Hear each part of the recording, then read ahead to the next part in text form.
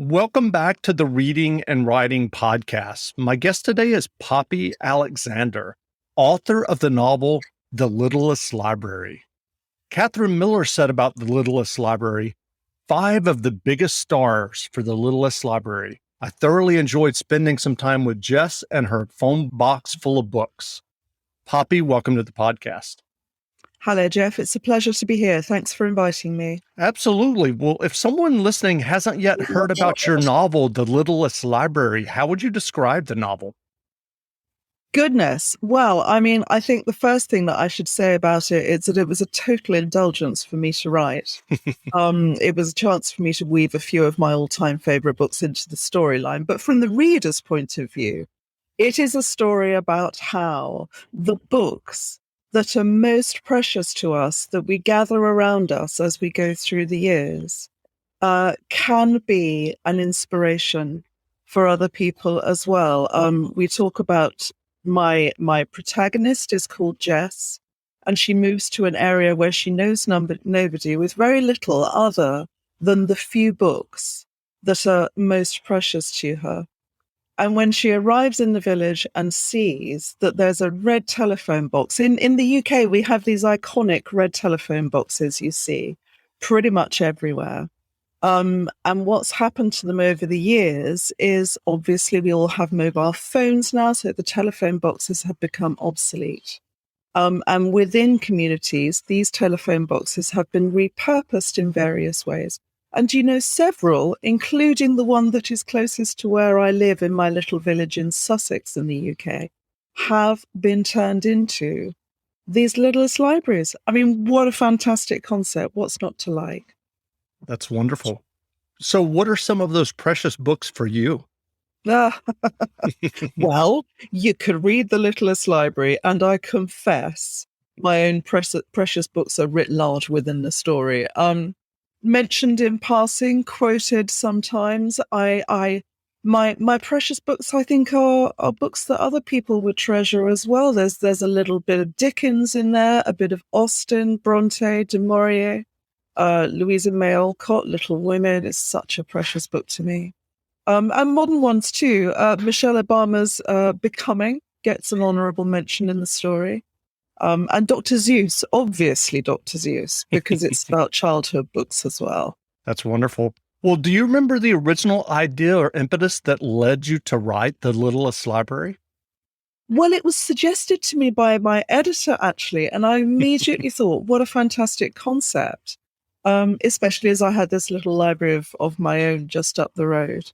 And we both adored the idea of playing around with how sharing books can do as they do in the story. They heal a community. They bring people together. They mend friendships. And of course, a central part of the book is that Jess meets a wonderful man who, according to the honourable tropes, is very grumpy in the beginning, but gets better and better as the book goes on. I mean, I lovingly engage with all of the conventions of a woman's commercial fiction romance. It is essentially that at its core. But there are important secondary characters as well. I like everybody to have their own story arc if I can manage it. And so various themes are explored throughout the book. It was just the most fantastic fun to write. I adored it. That's wonderful. So what was your original writing journey that led you to write and get your first novel published? Oh, well, I suspect I'm not the only person to admit that it was a very long writing journey that led me to my first book being published. It was a funny thing. I came to writing in a very roundabout way, in the sense that I found that with the various professional proper jobs that I was doing, the bit about all of those jobs that I enjoyed the most was when I had the opportunity to write, and not novels, obviously, but feature articles. So yeah, my journey was that I had various proper jobs first, some of which I was extremely bad at. I was a mediocre classical singer and an absolutely terrible waitress for a few years, and then I kind of fell into public relations and was drawn into being a jobbing writer, which was the most fantastic preparation for writing novels, I was used to being presented with a task at the beginning of the day to write a press release or an article or website copy or leaflets or whatever else. And it's just about making those words as powerful and direct as you can, addressing your audience in the way that is the most effective way to get your when I say story advisedly. There's always a story that you're trying to get across when you're writing a piece. And so I think that training was very useful for me. And I tentatively started writing novels when my children were very tiny. And I wrote some pretty awful stuff. And I worked hard and I persevered. And I'm not going to say perfecting my craft. I don't think anybody can ever say that they've reached that point. But I got gradually better and I started to engage with the writing community as well. We have such a fantastic writing community. I love my fellow writers. We support one another amazingly well. But I think a real breakthrough for me is that a friend of mine presented me with an entry form for a novel writing competition that was being run by Good Housekeeping magazine. I don't know if you have Good Housekeeping in the States. I think you do. I'm not sure. We do. Oh, you do? Mm-hmm. Well, it was the UK version of Good Housekeeping magazine and Orion Publishing, who are my primary UK publishers. And I entered this competition because a friend of mine gave me the form, gave me the stamped addressed envelope, told me to get on with it and enter this competition. It's the first and last writing competition I've ever entered. And I was lucky enough that the material I submitted was picked out of 3,500 entries to be shortlisted, although I was not the overall winner at that stage. I was kind of joint second with a couple of other people. But it was such a boost to know that I'd been picked out of all of those other entries. And it really gave me a little bit of self-belief that I'd been lacking until that point. So there was no big aha moment. Instead, there were mini triumphs along the way, just enough to keep me going. Being told by agents that they didn't want to represent me, even though they quite liked my writing and thought that I should carry on. So there was a lot of that over the years. And eventually it was actually the second book I wrote, which was the first to be traditionally published by a UK traditional publisher. And I went on from there to write a couple more for an independent publisher, was just that little bit bigger. And then I created the Poppy Alexander writing name and started writing for Orion in the UK. And my first Poppy Alexander did incredibly well, actually. Lovely little book, 25 Days in December, if anybody would like to look it up. And that sold very widely in several countries and did very well. So we've kind of just gone on from there, really. Just building and putting myself out there, I think, is the critical thing. And that would be my advice to would-be writers. Oh, and I know everybody says it, but so vital. I have read copiously, fanatically, pathologically since I was only a young child. I was being raised by nuns at a boarding school in the UK when I was little.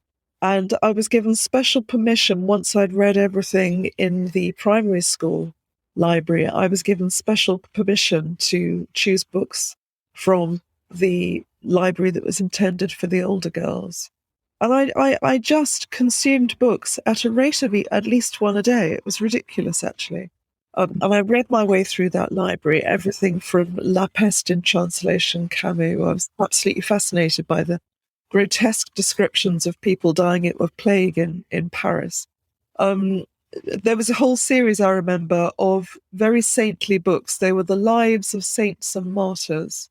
And I waded my way through those. Oh my goodness, they were boring, although the martyrs did die in very interesting ways. So what was your writing process when you were working on the Littlest Library? Did you outline the book before you started writing, or did you just kind of jump into the narrative? Oh my goodness. Well, my normal writing process for all of my books is lots of sweating, crying, and drinking wine. So that's my primary thing. I dissolve into this sort of depressive heap of uselessness. Um, but I've got better at it over the years. I think the real turning point for me was understanding that as a writer, it's very important for me to do a reasonably detailed amount of plotting before I jump in. I need to know at the very least, I need to know the emotional journey of my protagonist and my secondary characters. I need to know where they start and where they end at the very least. I mean, I used to jump in without even knowing that, which is ridiculous. So I do more plotting than I did. And it's the emotional journey rather than what I think in the acting profession, they call it the business. You know, they've got their lines and they've got their business and they're sort of undergoing various activities. And it's that plot with a lowercase p that carries the plot with the uppercase p. And so I don't worry about the business too much. I kind of get down to that when I'm involved in the nitty gritty. And I try, it's going to make me sound like I really know what I'm doing and I'm a proper writer who sits down every day. And I'm not there yet. I will never be entirely there. But I try very hard to, especially when I've got a deadline pending, that helps enormously. I try very hard to get through 1,000 words a day. And do you know what? When I try to do that, I actually find myself on average writing more than 1,000 words a day. 1,000 words is a scene, isn't it? It's about 3 pages of a book. You know, it's got a beginning, a middle, and an end. And it's a nice kind of writing length to go for every day. I thoroughly commend to writers a small piece of software which I use called Pacemaker. It's free. And I wholeheartedly suggest that writers look it up. And what it does is it holds a writer to account on a daily basis and tells them what they've done and what they need to do next. And I find that incredibly useful. But I'm always learning. I'll never stop. That's great. Well, are you working on another novel now? Oh, yes, I am. Of course, I am. I mean, there are more Poppy Alexander books in the pipeline, I will assure readers. But I'll tell you what I'm working on at the moment, actually. It's a real shift for me, and I'm thoroughly indulging in it. It's a book with a more complex structure than anything that I've done before. It's a love story, as always. But in this case, it has a 25-year hiatus in it. So it's a dual time novel written in the first person, set against a background of real events in Ireland. As listeners may know, the Good Friday Peace Agreement was signed in Ireland very nearly 25 years ago, and was followed by a really awful incident of terrorism, a bomb in Omagh, which had many casualties right across the gamut: Protestants, Roman Catholics, the whole thing. And in fact, it was a turning point, the Omagh bombing, in the peace process, as much as the Good Friday Agreement was, because it was the point at which all of the parties sat down and said, we cannot keep doing this. This has to stop now. And we have had 25 years of relative peace following that. But anyway, that's the history.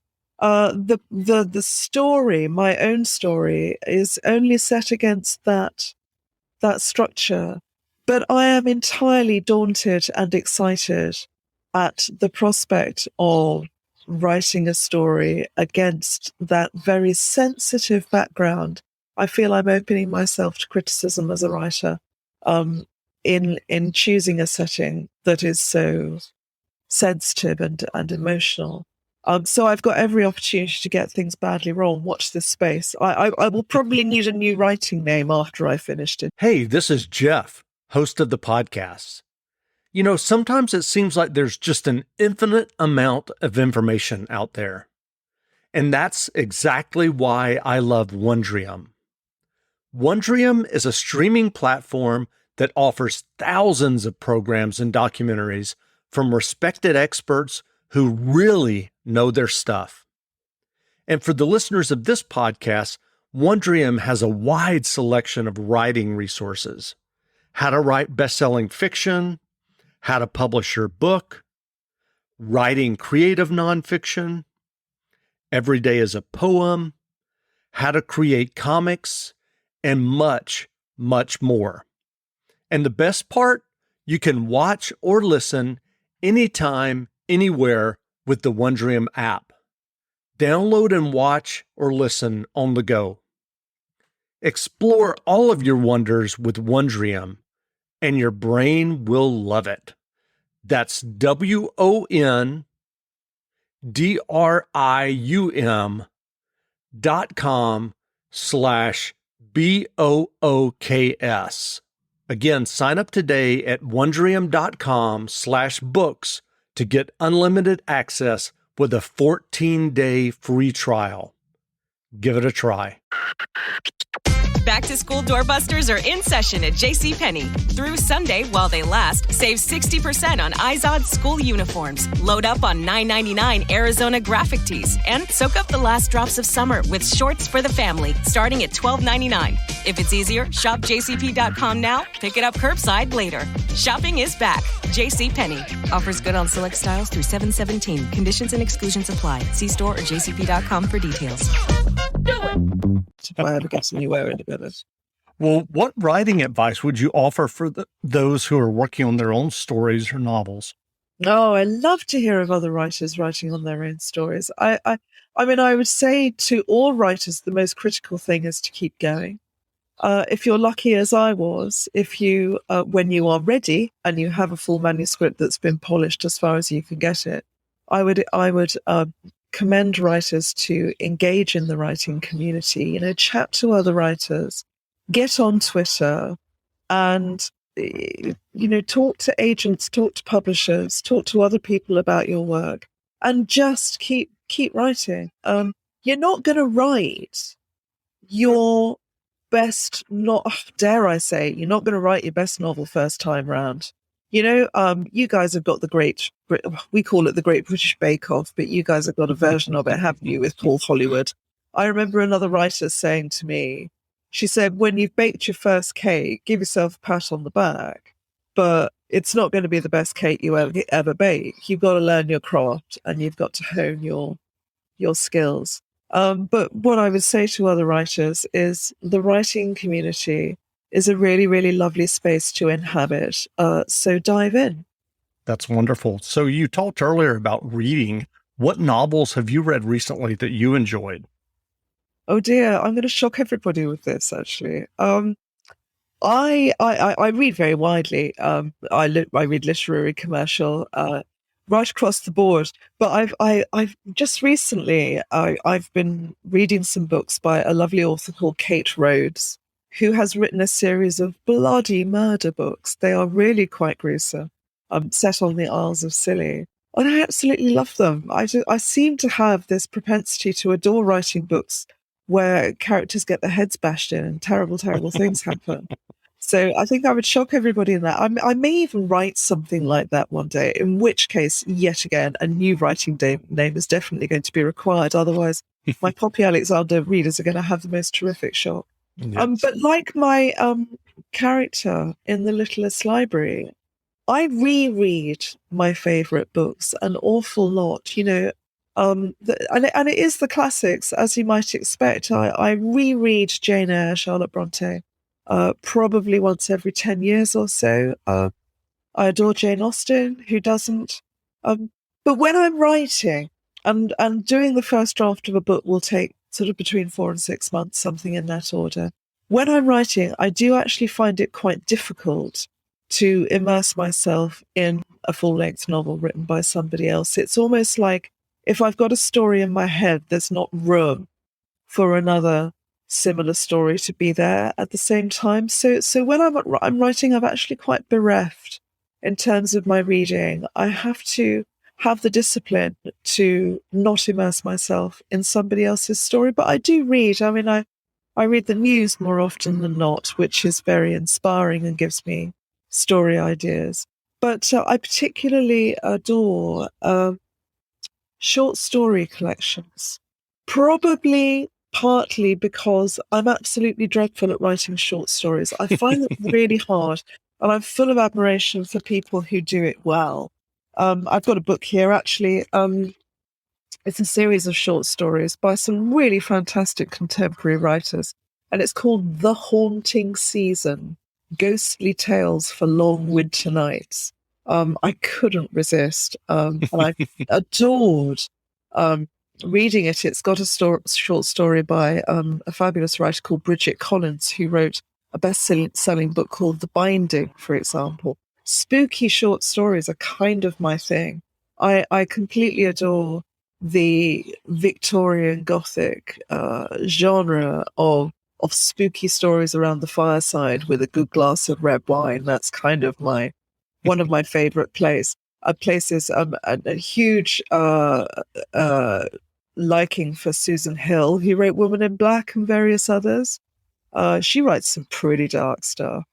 And my to-be-read pile is absolutely ridiculous. I'm an avid reader who has to put down my books and actually get writing. It's a struggle to balance the two always. Well, where can people find you online if they'd like to learn more about you and your novels? Oh, I hope they will. Everything that I know and everything that I've done is on my website, which is poppy-alexander.com. I hang out on Instagram a bit, Poppy Alexander Books. I'm on Facebook, Poppy Alexander Books. And in my writing life, I do hang around on Twitter quite a lot as well. And on Twitter, here's the big disclosure. Guess what? My handle is actually at Sarah Waits. That might be my real name. And it's spelt Waights. But, really, people just, if you find my website, you found me. I'm there. That's great. Well, again, we've been speaking of the new novel, The Littlest Library. The novel is available now, so go buy a copy. And Poppy, thanks for doing this interview. Jeff, you're more than welcome. It's been an absolute delight. Thank you. Wonderful. You're free. That's one way of looking at it. Oh, come on, said Hannah. You were buried alive in that place. How long's it been? 10 years? 11, since we both graduated. And I was very lucky to get that job. But ask yourself, honestly, will you keep in touch with any of them? Jess sighed. She had worked daily with the unlikely ragbag of personalities in Bourton-on-the-Marsh Library.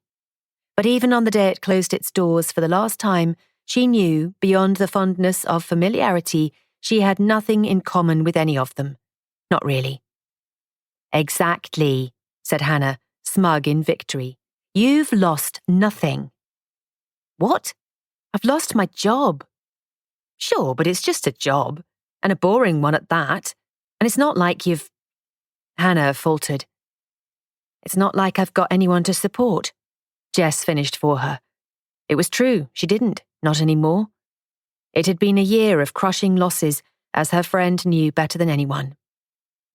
You know you've always got me, said Hannah stoutly, shoveling another spoonful of mush into her baby's face, and then turning back to face the screen, seeking eye contact. This was their near-daily ritual, with Hannah on the screen propped on the dresser in the kitchen, and Jess sitting at the scrubbed pine table having her pre-supper glass of wine. It was so lovely having you at the funeral, Jess remembered wistfully. Such an amazing surprise. Where did you think I'd be?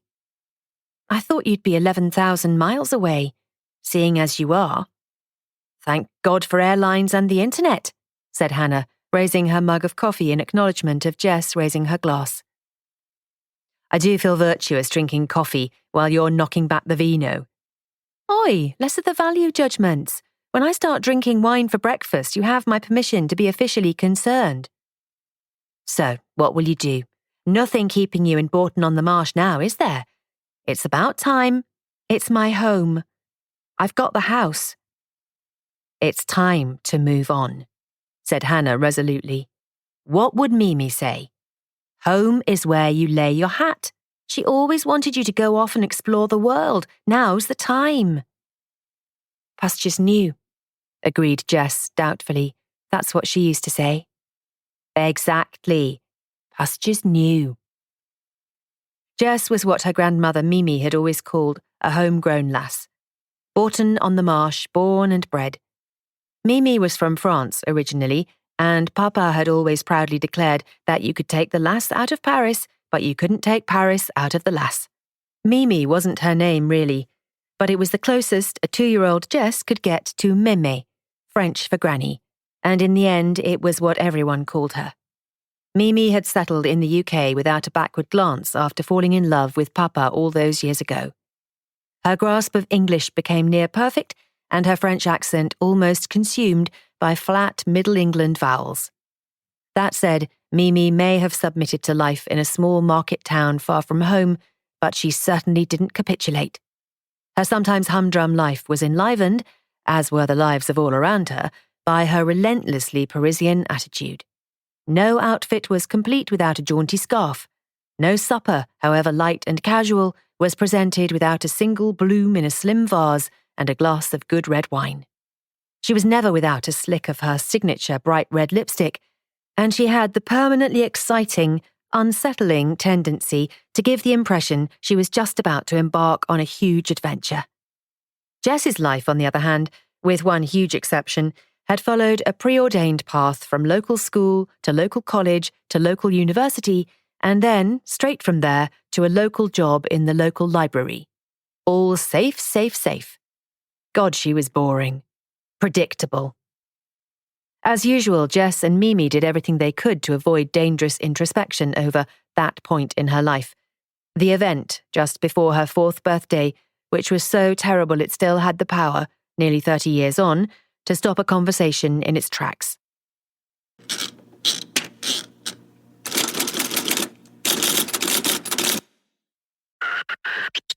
Back-to-school doorbusters are in session at JCPenney. Through Sunday, while they last, save 60% on Izod school uniforms. Load up on $9.99 Arizona graphic tees and soak up the last drops of summer with shorts for the family, starting at $12.99. If it's easier, shop jcp.com now, pick it up curbside later. Shopping is back. JCPenney. Offers good on select styles through 7/17. Conditions and exclusions apply. See store or jcp.com for details. Do it! Progressive presents Forced Metaphors about bundling your home and auto. When you bundle your home and auto with Progressive, you get great savings and round-the-clock protection, which is as beautiful as looking your firstborn child in the eyes for the first time. Well, that's a bit much. Maybe it's more like looking your second-born child in the eyes for like the 3rd or 4th time. Point being, the savings and round-the-clock protection are really, really magical. Forced Metaphors, presented by Progressive. Bundle and protect today. Progressive Casualty Insurance Company and affiliates. Discount not available in all states or situations.